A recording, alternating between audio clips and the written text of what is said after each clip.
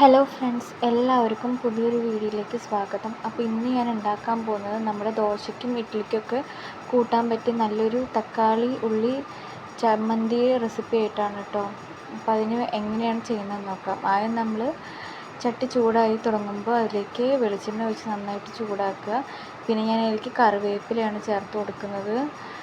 അതിനുശേഷം നമ്മുടെ വെളുത്തുള്ളി ഒരു 4-5 അല്ലി മതി വെളുത്തുള്ളി ചേർക്കുക. പിന്നെ നമ്മൾ അതിലേക്ക് അരിഞ്ഞു വെച്ചിരിക്കുന്ന സവോളയും തക്കാളിയും കൂടിയിട്ട് ചേർക്കുക. നല്ല തിന്നായിട്ട് അരിയൊന്നും വേണ്ട കേട്ടോ, കാരണം നമുക്കത് മിക്സിയിലിട്ട് അടിച്ചെടുക്കാനുള്ളതായതുകൊണ്ട് ഇത്തിരി വലിപ്പത്തിൽ അരിഞ്ഞാലും കുഴപ്പമില്ല. അപ്പോൾ നമുക്ക് നന്നായിട്ട് എണ്ണയിലിട്ടൊന്ന് വാട്ടിയെടുക്കണം കേട്ടോ. അപ്പോൾ നന്നായിട്ട് തന്നെ ഒന്ന് വാട്ടിയെടുക്കാം. അപ്പോൾ അത് ഏകദേശമൊക്കെ ഒന്ന് വാടി വന്നിട്ടുണ്ട്. ആ തക്കാളി ആണെങ്കിലും ഉള്ളി ആണെങ്കിലും അതൊക്കെ ഏകദേശം ഒന്ന് വാടി വന്നിട്ടുണ്ട് കേട്ടോ.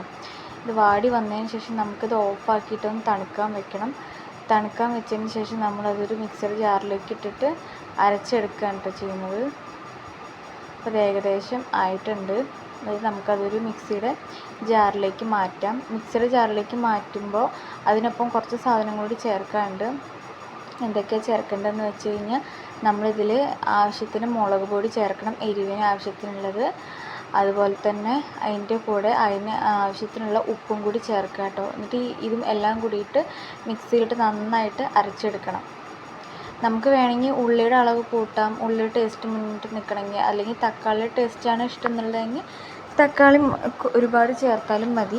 അപ്പോൾ നന്നായിട്ട് അരച്ചെടുത്തിട്ട് നമ്മളൊരു പ്ലേറ്റിലേക്ക് മാറ്റിയിട്ടുണ്ട്. അപ്പോൾ എല്ലാവർക്കും ഇഷ്ടമായെന്ന് വിചാരിക്കുന്നു. Thank you so much.